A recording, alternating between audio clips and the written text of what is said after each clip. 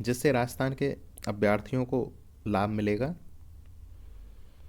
और यह जो परिवर्तित सिलेबस आएगा वह लगभग 10 तारीख से पहले आपके पास में आ जाएगा, यानी 10 तारीख से पहले इसमें बदलाव निश्चिंत ही कर दिया जाएगा।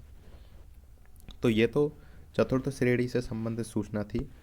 अगला देखें कांस्टेबल भर्ती। तो देखिए दोस्तों, जो कांस्टेबल भर्ती है जिस पर 10,000 पदों पर यह भर्ती अब की बार होने जा रही है, 10,000 पदों पर कांस्टेबल राजस्थान भर्ती है, उनको लिए मंजूरी मिल चुकी है।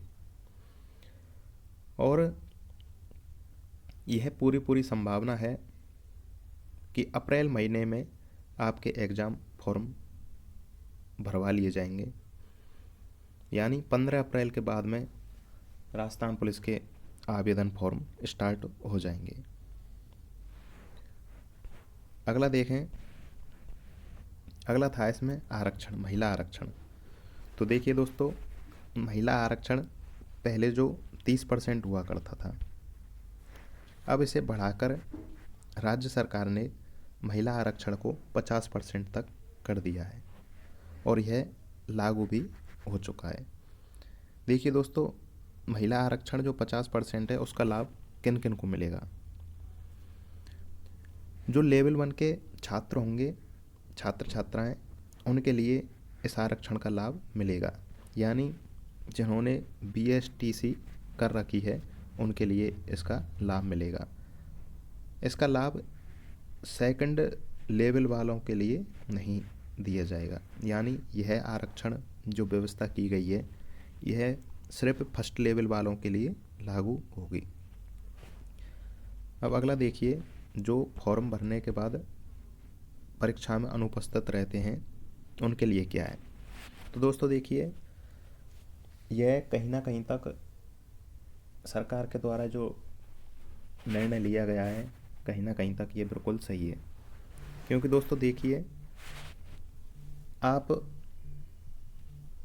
सरकार के जो एग्ज़ाम भर्ती परीक्षाएं निकाली जाती हैं, सरकार ने एक्स अभ्यर्थियों को फ़ायदा करने के लिए वो OTR से कर दिया है। OTR का मतलब होता है आप एक बार रजिस्ट्रेशन कराने पर, एक बार चालान कटने के बाद आप दोबारा से यदि किसी परीक्षा में बैठते हैं तो आपसे परीक्षा शुल्क नहीं लिया जाता है। तो देखिए, सरकार के द्वारा एक भर्ती परीक्षा कराने के लिए बहुत, देखिए, फॉर्म भरने के बाद सरकार को उन फॉर्मों की काउंसलिंग कराई जाती है। काउंसलिंग कराने के बाद में आपके लिए एग्ज़ाम सेंटर निर्धारित किए जाते हैं। यदि आपने फॉर्म भरने के बाद परीक्षा नहीं दी है तो सरकार एग्ज़ाम सेंटर तो पहले ही बना चुकी होती है, तो सेंटर बहुत ज़्यादा बना दिए जाते हैं, जिससे स्कूलों में पढ़ाई भी अवरुद्ध होती है।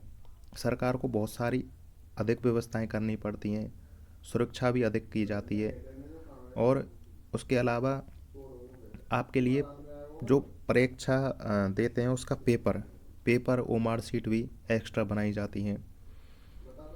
इसलिए सरकार ने इन सभी चीज़ों को रोकने के लिए ये निर्णय लिया है। तो देखिए, यदि आप फॉर्म भरने के बाद परीक्षा देने नहीं जाते हैं तो आप पर पेनल्टी लगेगी, और यह देखिए 1 अप्रैल से यह नियम लागू कर दिया है।